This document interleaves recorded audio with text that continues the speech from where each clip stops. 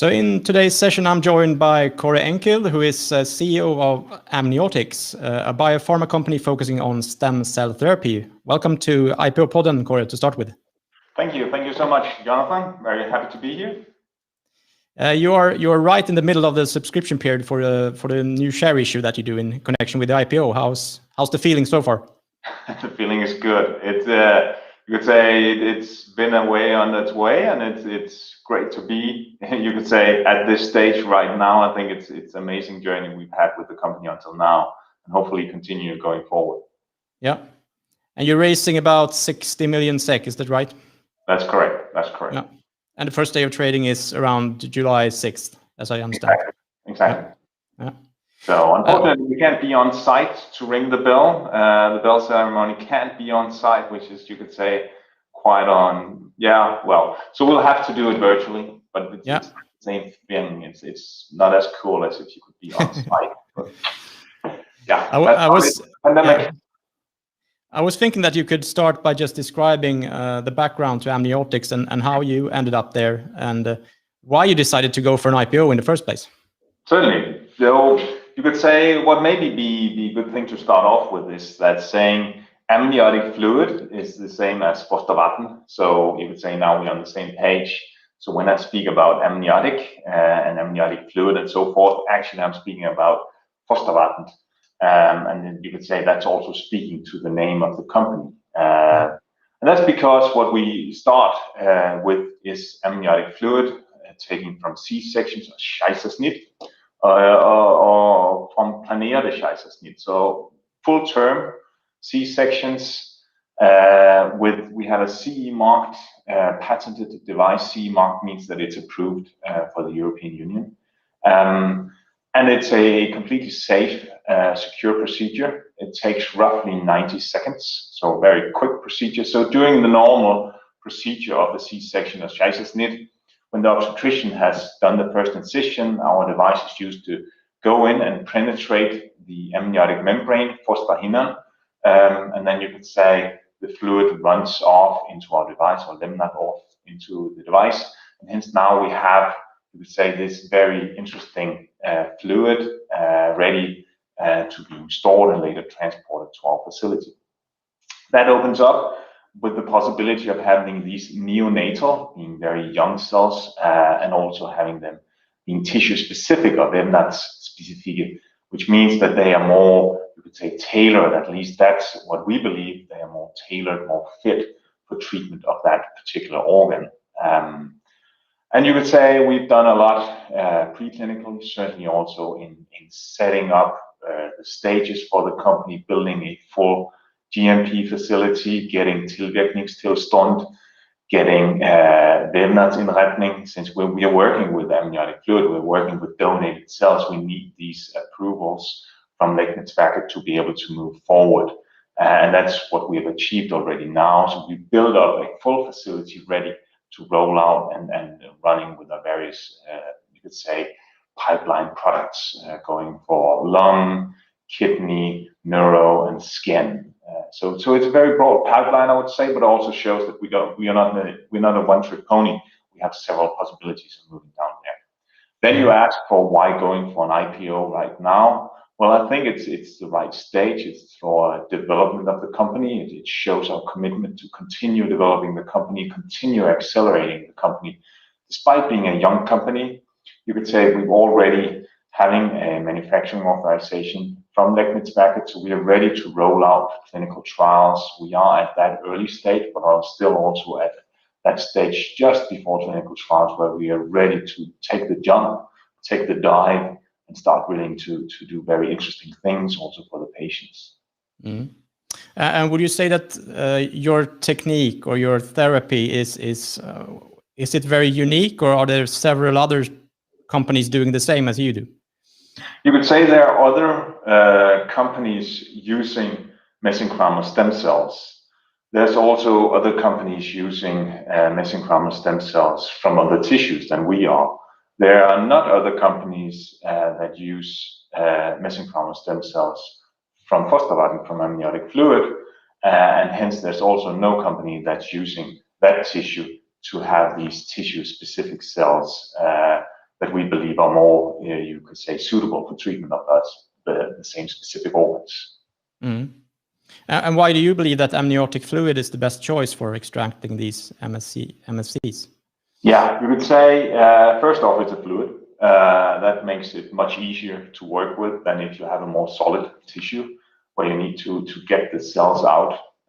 Secondly, you could say being fostervatten, being from amniotic fluid, means that most of the cells are neonatal, coming from the child. And furthermore, that also leads to the ability to select for tissue specificity. What you of course need to understand is that inside the womb, the child is completely surrounded and submerged in the fluid. It will swallow the fluid. The fluid is inside the lungs. That's the reason why I talk about the first grasp of air when the child is delivered, because they have never had air in their lungs before. That has been amniotic fluid, fostervatten.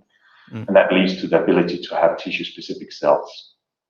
So you could say, I think a lot of the differences about amniotics is, first off, the starting material, having the ability to select the cells, having the full setup we have with a full GMP tilvirknings setup where we can work with these cells, having a full pipeline ready for clinical trials. Mm. And how does that work in practice? Do you store stem cells at your end, or how do you work? Yeah, we have freezers for freezing down the cells, so they are ready to roll into clinical trials. Right now, we're producing clinical batches. You could say clinical batches, meaning they are ready for release to clinical trials. We're also producing technical batches, which is more, you could say, for the preclinical background. And then we have freezers that can go down to minus 150 degrees Celsius. So that's very low. Not a place you want to stay in, despite us having this very warm weather right now. Yeah. And how difficult is it for you to find volunteer donors in this context? It hasn't been very difficult, I would say. You could say, as mentioned before, it's a safe, secure procedure. It's not anything that causes any harm to mother or child. So it's a completely safe procedure, and it's also a very fast procedure. So there's nothing you could say on the donor. There's not any extra work or anything like that. It's on the obstetrician, it's on the hospital that has to deliver or do extra work. So we haven't had any issues with getting donors.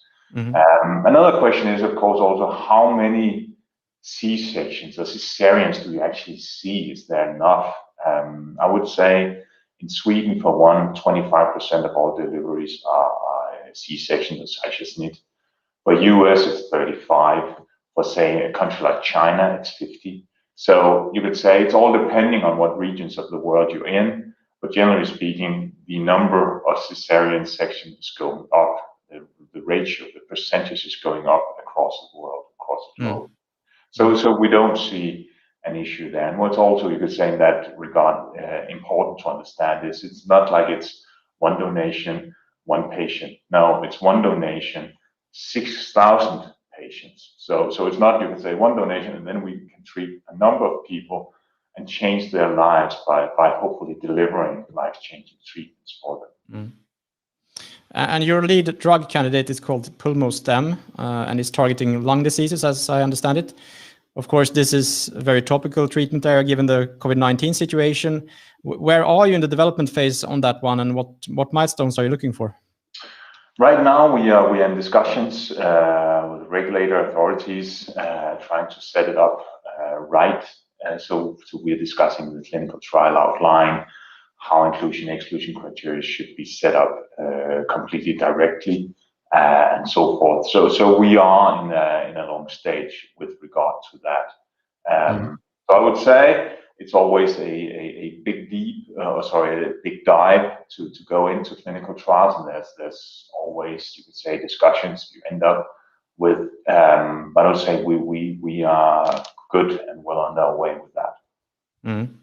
And what have you seen in the preclinical trials from so far? Yeah, from the preclinical trials or the non-clinical we've done, we can see that these cells are anti-inflammatory, able to reduce the inflammation on a broad set of parameters. We can also see that these cells are anti-fibrotic, meaning they can remove some of the fibrosis, or what you could also say as a type of scarring tissue. And we see that these two components are very, you could say, needed for a number of respiratory or lung indications, because a number of these are driven by inflammation, and later on, when you have the inflammation later on, you get the fibrosis, you get the scarring of the lungs. So being able to do work on both sets, I think that's important, and that's what we've seen in preclinical with these cells. And you mentioned previously other areas of treatment, including kidney and brain. What are the other indications that you look for in this context? You would say for kidney, it could be acute kidney diseases.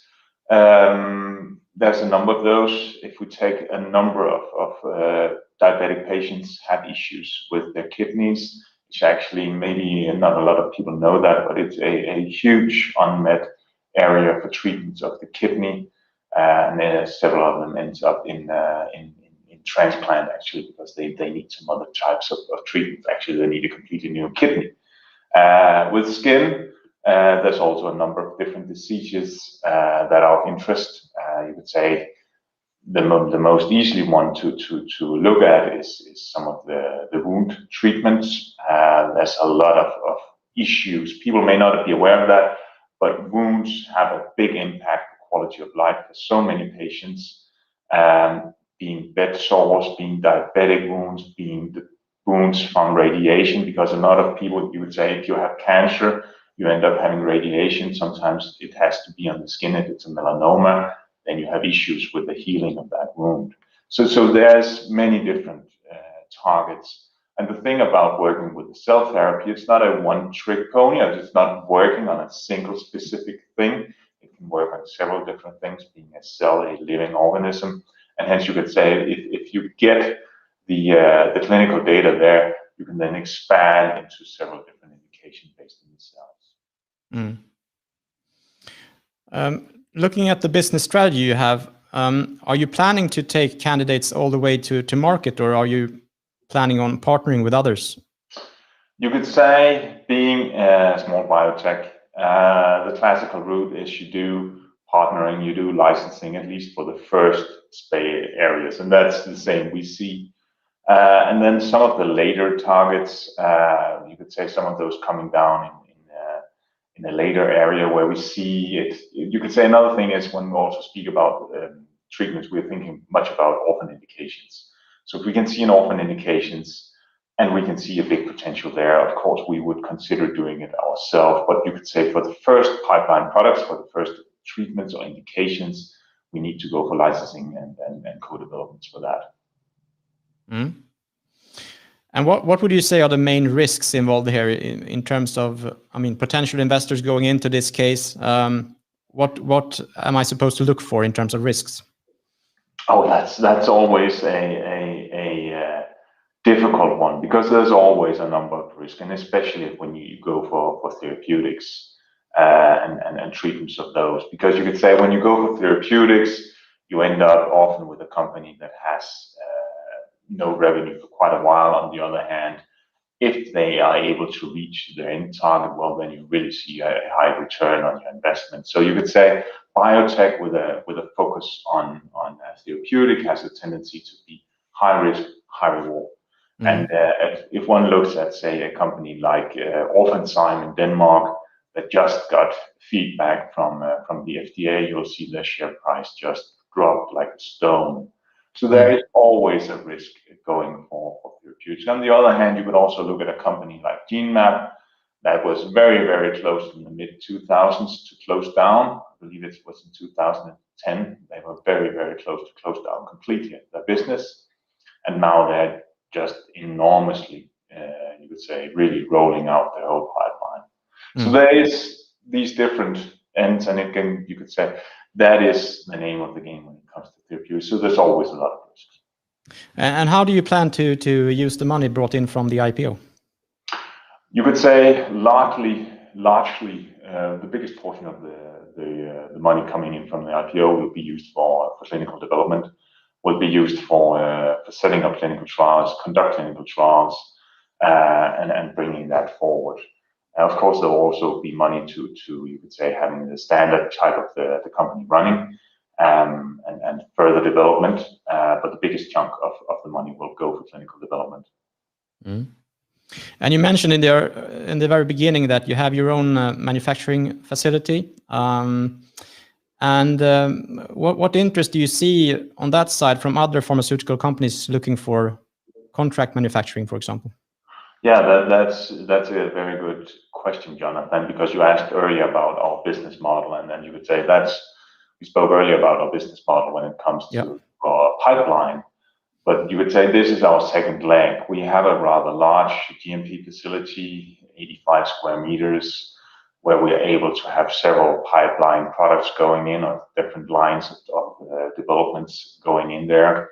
And we can certainly see that there's potential to taking in some of these treatments that goes for cell therapies also from other companies or biotech and hospitals. Because when we're talking about cell therapies, there's, you could say, a buzzword or a buzz abbreviation called Advanced Therapy Medical Products, ATMPs.